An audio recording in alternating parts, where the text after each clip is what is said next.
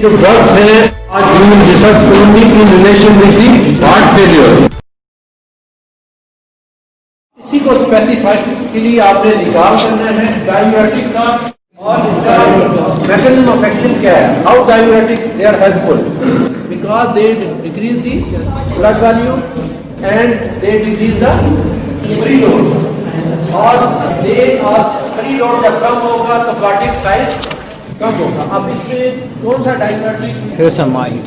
जो है किस ग्रुप के अंदर Loop diuretic है. Loop diuretic. If it is a loop diuretic कहाँ इसको प्रेफर करेंगे, हम हाईलाइट प्रेफर करेंगे। लूप डायूरेटिक जब हम शुरुआत करेंगे इस drug of choice is drug of choice is acute left ventricular failure. अभी इसमें फर्क देखना है कि हमने यहाँ थायराइड डायूरेटिक इस्तेमाल नहीं कर रहे, हम लूप कर रहे हैं। तो if I ask you what is the treatment of acute एंटीएम तो क्या what will be your answer. Only point पहले हम करेंगे सारे बताएं।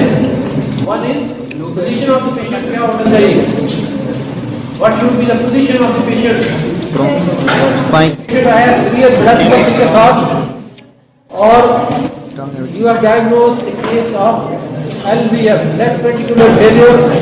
So what position of the patient? Upright position को आप करते हैं front of position. supine position में करेंगे तो अपर लोब जो जोन्स हैं लंग के उनमें भी फ्लूइड चला जाएगा और ऑक्सीजनेशन ऑफ ब्लड नहीं होगी। तो prop of position is important. Second is oxygen and third one is the IV furosemide. furosemide का फोटो भी मैंने रखा कि इसका ये है इट ऑल्सो वेजोडाइलेट्स।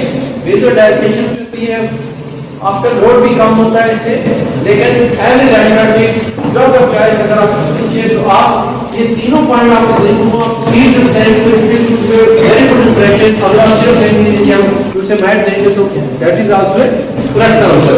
तो it is also used in severe oedema with acute heart failure और अगर severe oedema chronic heart failure में है तो उसमें भी लूप डायूरेटिक furosemide देते हैं।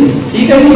तो ये पॉइंट है furosemide में ideal drug for the acute LVF और सीवियर एडीमा और क्रॉनिक में severe edema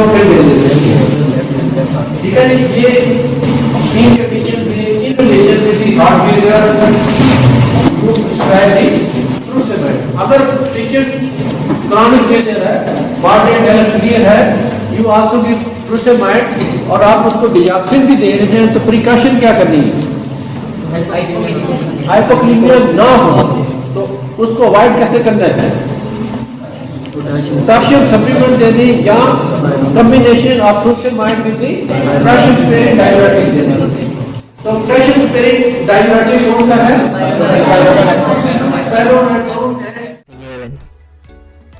For the purpose of understanding thiazide diuretics, we're most interested in the distal tubule. And the role of the distal tubule is mainly to control the reabsorption of ions from the filtrate into the blood. And water passively follows these ions, particularly it follows sodium. So when extra sodium is absorbed, water follows it by osmosis. Looking at the epithelial cells of the distal tubule, on the inner membrane of the epithelial cells, which is what we call the luminal side, so the side of the cell that's facing the lumen of the distal tubule, there is a sodium chloride co-transporter molecule. And this molecule is responsible for drawing sodium and chloride from the filtrate into the cell. And then once they're in the cell, the sodium and chloride then diffuse out of the other side of the cell and are reabsorbed into the blood. And this co-transporter molecule is called a thiazide sensitive sodium chloride co-transporter, and it's the target of action of the thiazide diuretics. What the thiazide diuretics do is they work to block the thiazide sensitive sodium chloride co-transporter, and this blocks the reabsorption of sodium and chloride from the filtrate into the blood. which means that more sodium and chloride is excreted in the filtrate and into the urine. Because water follows sodium, by excreting more sodium, water is also excreted, so it has a diuretic effect and releases water from the body. Sodium passes through the nephron and is excreted. Water will also pass through the nephron and get excreted. If sodium is reabsorbed into the bloodstream, water will also be reabsorbed into the bloodstream. Why does it matter where water goes? Because an increase in the amount of water in the bloodstream will increase blood volume.